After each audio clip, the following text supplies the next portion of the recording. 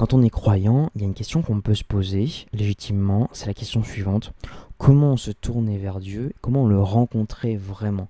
Comment être en union authentiquement avec Dieu? À cette question, Thérèse d'Avila a répondu. Elle a écrit un livre qui s'appelle Le Château de l'âme, qui s'appelle aussi Le Livre des demeures, dans lequel elle a essayé de répondre à la question. Et quelle était sa réponse? Eh bien, pour se tourner vers Dieu, le rencontrer vraiment authentiquement, il est nécessaire d'aller au plus profond de son âme. Et pour comprendre comment on va au plus profond de son âme, Thérèse d'Avila utilise la métaphore du château. Et la métaphore du château, elle permet quoi? Elle permet de comprendre que, tout comme une maison, votre âme a plusieurs pièces. Et vous n'accédez pas aux différentes pièces de la même manière. Et à chaque pièce, il va y avoir des dimensions précises, une façon d'entrer, une façon d'y accéder.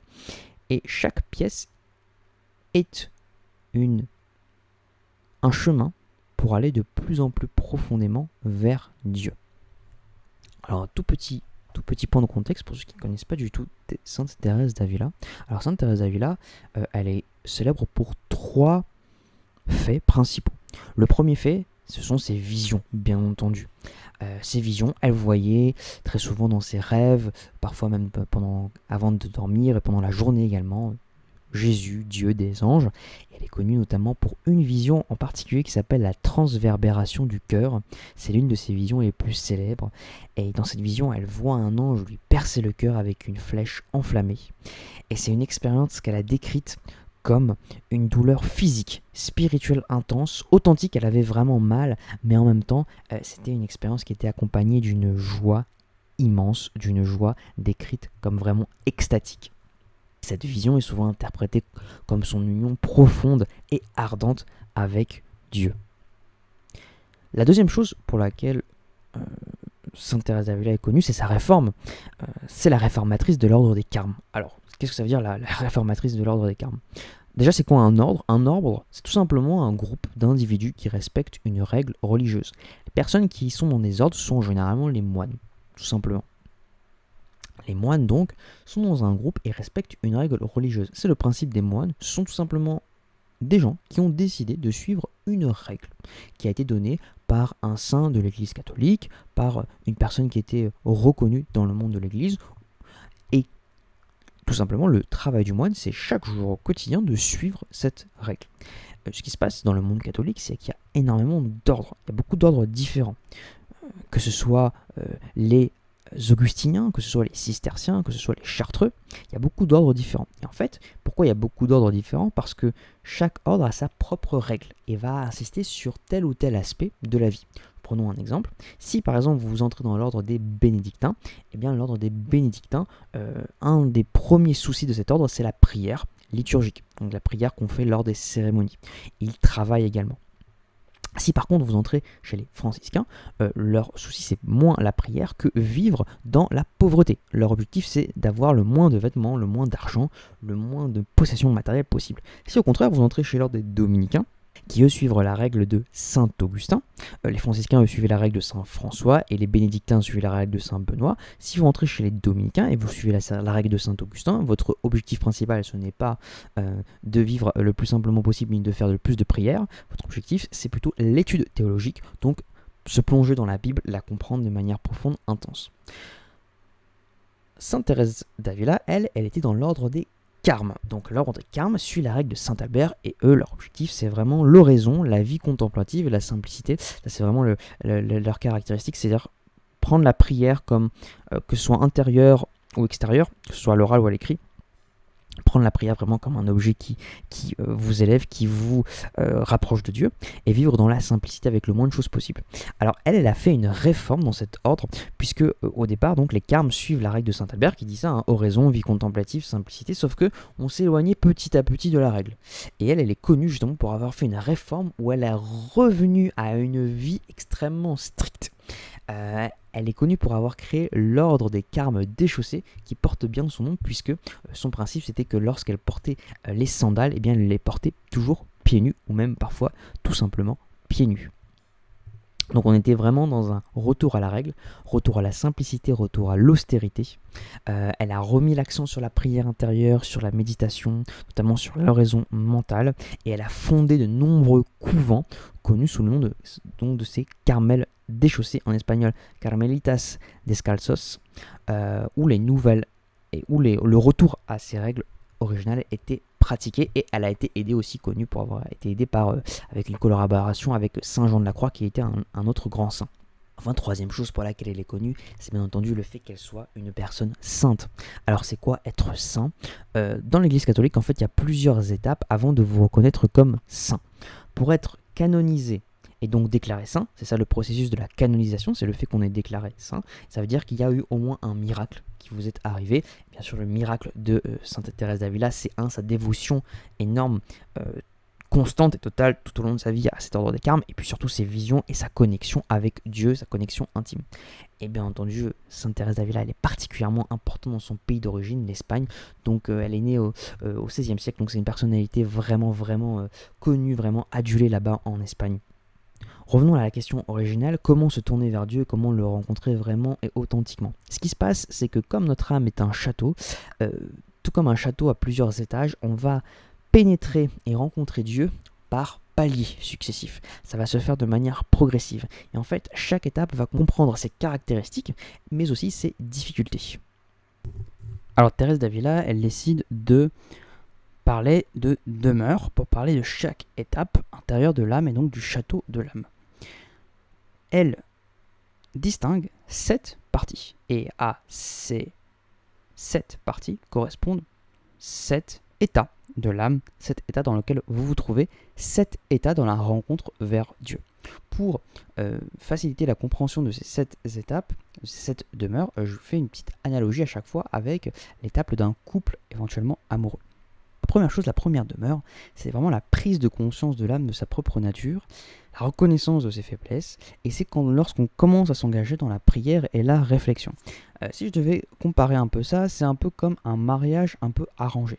Sainte Thérèse d'Avila, il faut bien comprendre qu'elle s'adresse à ses sœurs. Elle s'adresse à ses sœurs, et au XVIe siècle, les filles qui rentrent au couvent, qui rentrent dans les ordres, qui deviennent donc des sœurs, donc des moines, elles n'ont pas forcément le choix. Ce sont des impératifs qui sont guidés par la famille, par les proches, et c'est la place qu'on a dans la société qui nous est dédiée à la naissance. Il y avait des places associées aux ordres religieux, et puis on connaissait un ordre religieux, et puis on vous envoyait dans cet ordre religieux. Donc les sœurs qui sont là présentes, elles n'ont pas forcément envie d'être là. Et ça, c'est un peu le mariage forcé, c'est-à-dire que la première étape, la première demeure, on n'a pas forcément envie d'y être. Un peu un château inconnu en fait. L'âme nous est inconnue, c'est un château qu'on ignore, et donc on n'a pas spécifiquement d'envie, d'appel vers ce château. On sait qu'il est là, mais on n'a pas forcément un désir ardent pour y pénétrer plus profondément. Mais comme on est un peu forcé d'y pénétrer, que ce soit par la société ou éventuellement par cet ordre religieux, par nos confrères, par nos sœurs, par nos frères, automatiquement on arrive à devoir forcer la main et à s'engager. Automatiquement on va commencer à prier et on va commencer à être dans les paliers de cette première demeure.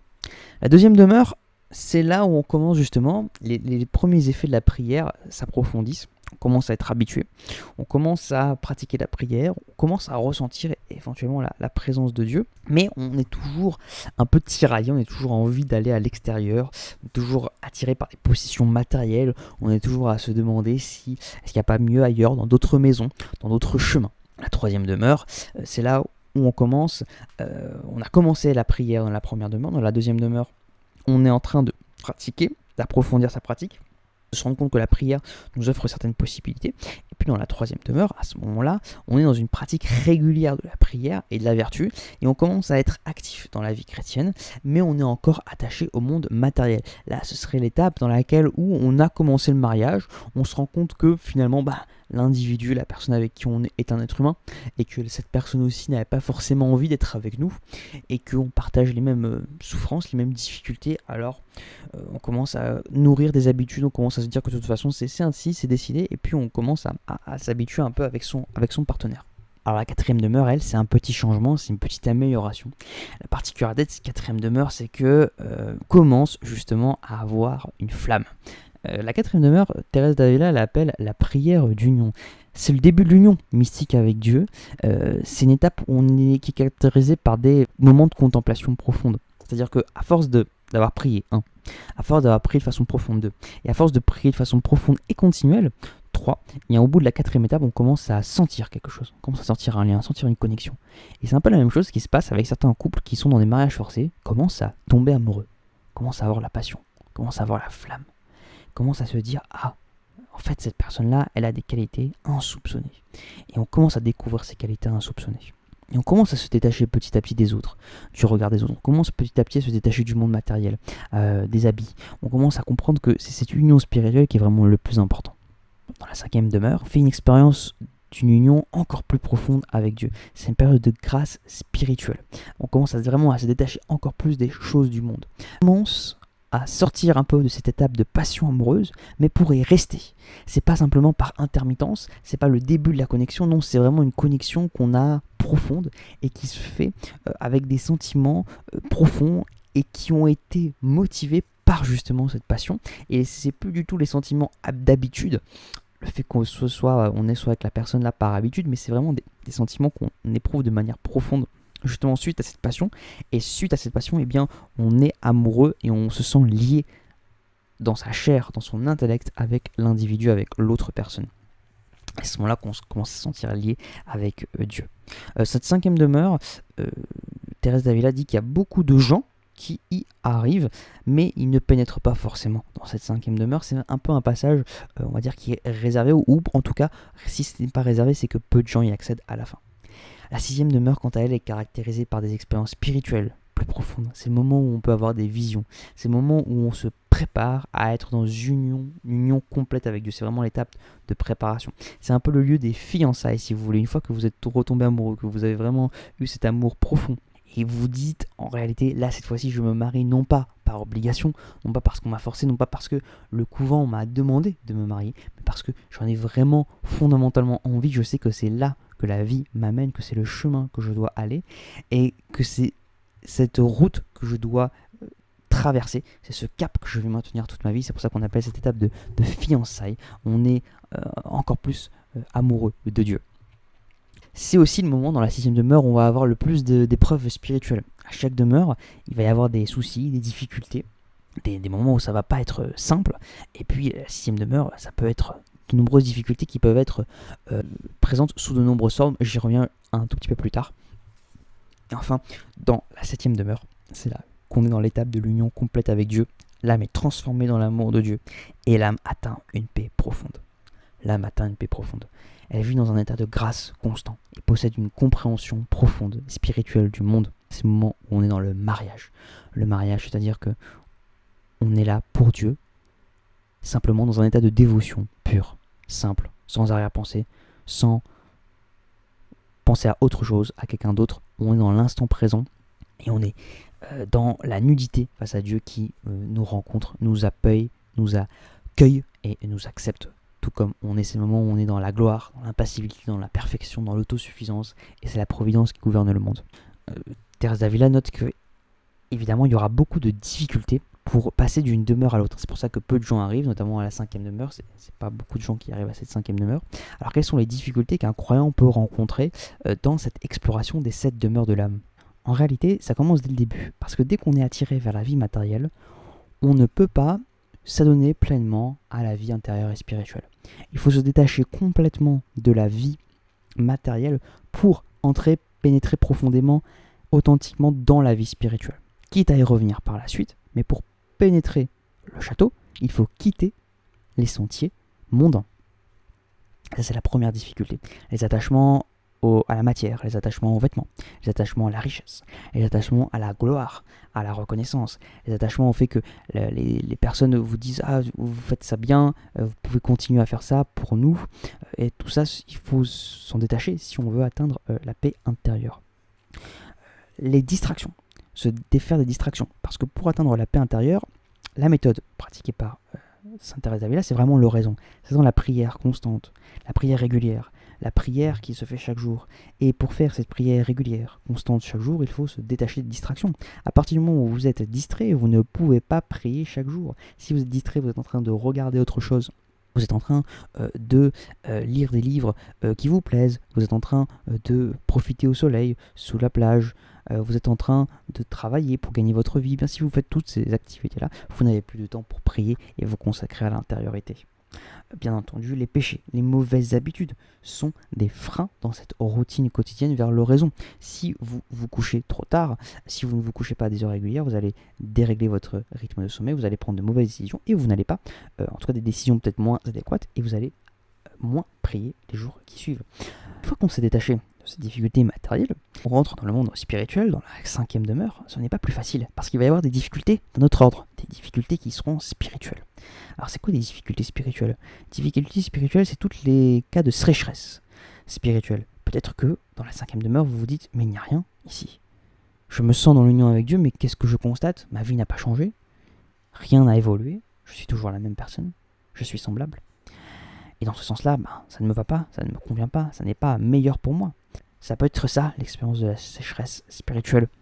C'est le moment où la prière semble difficile, sentiment de désolation intérieure. D'autres difficultés peuvent survenir, d'autres difficultés spirituelles, les peurs, les incertitudes. Peut-être que vous êtes dans la demeure 5, mais qu'est-ce qui vous dit que vous atteindrez la demeure 6 et encore moins la demeure 7 ? Il n'y a pas de certitude sur l'accès futur au château intérieur. On ne sait pas où on navigue, on ne sait pas quand ça arrivera. Chaque prière comporte ce lot d'incertitude, de peur, et peut-être que aussi le fait de voir Dieu, ça vous fera peur. Peut-être que le fait de voir Dieu, de rencontrer Dieu, de savoir que vous êtes dans l'union avec Dieu, vous ne l'accepterez pas. Un peu comme Sainte Thérèse d'Avila, dans ses visions, au départ, elle ne les acceptait pas. Elle les refusait, elle a eu beaucoup de doutes, elle avait des difficultés à en parler. Elle a pu faire ce travail, ce chemin d'en parler et de les accepter, parce que c'était difficile. Mais en faisant ce travail, ce chemin, elle a continué et elle s'est dit voilà, c'est comme ça, et c'est par la suite qu'elle est devenue sainte, c'est par la suite qu'elle a accepté elle-même ses visions, de voir qu'elles étaient des signes de Dieu, du divin, de son âme intérieure qui lui parlait. Enfin, bien sûr, d'autres tentations comme le fait que on soit dans l'orgueil, la complaisance, le fait qu'après avoir expérimenté tout ça, on se dise ah ça y est, j'ai atteint une connaissance que personne n'a acquis. Non. L'objectif, c'est de rester humble, de rester au même niveau que les autres et d'être toujours en connexion avec Dieu. Et enfin, bien entendu, une fois que si jamais vous atteignez la 7e demeure, cette 7e demeure, vous pouvez y entrer difficilement, mais la sortie est extrêmement facile. Il suffit de retomber, de replonger. Il suffit d'être à nouveau dans le péché, dans la difficulté, pour ne plus avoir ce contact avec Dieu. Enfin, dernière chose, cette 7e demeure, c'est l'abandon total de soi et remettre complètement sa vie entre les mains de Dieu. Et ça, c'est peut-être un geste extrêmement complexe à réaliser, parce que c'est un geste qui ne peut être réalisé que par une seule personne et qui ne peut être compris que par une seule personne qui la vit intérieurement. Et sans cette vision intérieure, cette expérience intérieure, ce n'est pas possible de le faire, et ce n'est pas quelque chose qu'on peut partager, en tout cas à très peu de gens. Et c'est ça qu'il faut être convaincu en soi-même, d'être dans cette union avec Dieu et ne pas chercher à convaincre les autres, parce que si vous cherchez à convaincre les autres, vous n'y arriverez jamais. Comment pourrait-on comprendre ce que c'est que de vivre sous l'eau pendant des années et des années ? Ce n'est pas possible, ça n'est réservé qu'à ceux qui savent vivre sous l'eau pendant des années et des années. Je vais insister enfin sur un aspect plus littéraire, un peu plus symbolique de l'œuvre de Sainte Thérèse d'Avila. Sainte Thérèse d'Avila, c'est une bonne écrivaine parce que très souvent, elle se met à la place de ses sœurs et elle se dit que peut-être elle n'est pas légitime pour écrire, alors qu'elle a toute la légitimité du monde, puisqu'elle a vécu des expériences, elle est dans l'union avec Dieu. Mais très souvent, quand vous la lisez, vous avez l'impression qu'elle vous dit « je ne suis pas sûr de ce que je raconte, il faut prendre avec des pincettes, je me suis un peu emmêlé les pinceaux ». Ça montre des preuves de son humilité, mais ça montre aussi qu'elle a réfléchi à son œuvre et elle s'est mise dans la peau de ses sœurs peut-être un peu incertaines, un peu fragiles, un peu qui avaient un manque d'assurance, et elle s'est dit qu'au fond je vais reproduire ce manque d'assurance-là pour que je puisse les toucher encore plus et leur montrer que malgré ce manque d'assurance, peut-être mondain, ce manque d'assurance, a priori ce manque d'assurance en surface, à l'intérieur il y a une solidité parce qu'elle est dans le château et elle est en connexion avec le château, et peut-être qu'à l'extérieur on peut paraître un peu hésitant, mais à l'intérieur on est solide comme un roc. Et non seulement il y a cet aspect là, mais aussi il y a cet aspect de la symbolique. Les 7 demeures, la symbolique du chiffre 7 est extrêmement riche dans la tradition catholique. Dans la Bible, le nombre 7 est souvent associé à la perfection, à la complétude, à la sainteté. Et c'est pour ça, d'ailleurs, que Sainte Thérèse d'Avila reprend ces 7 demeures. Le monde, la création du monde est décrite, est achevée en 7 jours dans la Genèse. Lundi, mardi, mercredi, vendredi, samedi, midi, dimanche, c'est 7 jours, et c'est 7 jours qui sont le symbole de l'achèvement et de la perfection divine. Dans la vie de tout chrétien, il existe 7 sacrements. Le baptême, la confirmation, l'eucharistie, la pénitence, l'onction des malades, l'ordre et le mariage. Et chacun de ces sacrements marque une étape importante dans la vie spirituelle d'un chrétien. Enfin, les 7 vertus sont également très importantes. La tradition chrétienne parle de 7 vertus: la foi, l'espérance, la charité, la prudence, la justice, la force et la tempérance. Enfin, bien sûr, dans d'autres traditions mystiques et philosophiques, le nombre 7 est également significatif. Par exemple, dans la Kabbale juive, il y a 7 niveaux du ciel. Et dans d'autres cultures, le 7 est associé à des concepts spirituels ou mystiques. C'est vraiment cette idée de force, de complétude. Je fais une petite synthèse, maintenant qu'on est arrivé au terme de la vidéo. Synthèse qui se fera, bien entendu, en 7 étapes. D'abord, cette idée qu'on peut retenir. Idée numéro 1, le château, comme l'âme. Thérèse compare l'âme à un château fait de diamants, de cristal très clair, et ce château représente l'âme humaine qui est belle, précieuse, créée à l'image de Dieu. C'est pour ça qu'elle prend l'image d'un château aussi, c'est parce que c'est quelque chose de beau, de fort, de marquant, solide, qui représente notre âme et notre rapport à Dieu. À l'intérieur de ce château, Thérèse d'Avila distingue 7 demeures. Ce sont des pièces différentes qui, à l'intérieur du château, représentent des étapes à travers laquelle l'âme doit passer sur son chemin vers l'union spirituelle avec Dieu. Chaque demeure représente un degré plus profond de connaissance de soi et de Dieu. Enfin, troisième chose, pour atteindre ce degré d'évolution spirituelle, l'isolation du monde extérieur est un facteur clé. Le château, c'est également un lieu d'isolement du monde extérieur.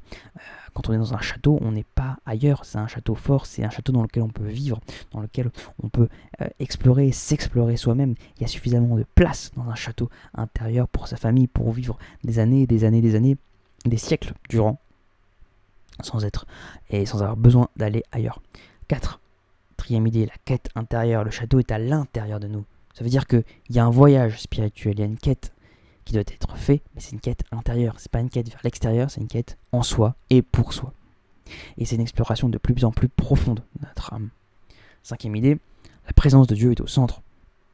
Au centre du château se trouve le roi. Ça veut dire que Dieu réside au plus profond de l'âme, et atteindre le centre du château, c'est le but ultime de l'âme qui symbolise l'union mystique avec Dieu. 6e idée, au cours de ce périple, de cette quête intérieure, il y aura des dangers et des défis. Le voyage, cette quête intérieure, n'est pas sans risque.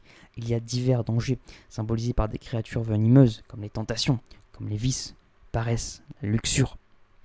Et tout cela sont en chaque chambre à chaque fois. Ce sont des lumières, ce sont des appels, ce sont des phares, ce sont des bruits, des sons qui vont à chaque fois nous attirer vers et à regarder vers l'extérieur. Mais chaque pièce nous aidant à aller de plus en plus vers l'intérieur. Enfin, 7e et dernière idée, l'importance de la prière et de la méditation. Thérèse d'Avila souligne l'importance de la prière, de la méditation, comme moyen d'entrer dans le château et de progresser à travers ces différentes demeures. Si ce podcast t'a plu, n'hésite pas à mettre un pouce, à t'abonner, à regarder dans la description. J'ai un petit cours de culture générale qui va beaucoup te plaire, je l'espère, où je parle de plein de choses comme l'histoire des arts, l'histoire de l'économie, l'histoire de l'Antiquité. Et puis, je te souhaite bonne lecture. Tu peux écouter d'autres podcasts ici, qui parlent ici, par exemple, le premier podcast qui est un bon complément à celui-ci que j'avais fait, qui était l'histoire du silence d'Alain Corbin. Et puis, je te dis à très bientôt pour une prochaine vidéo.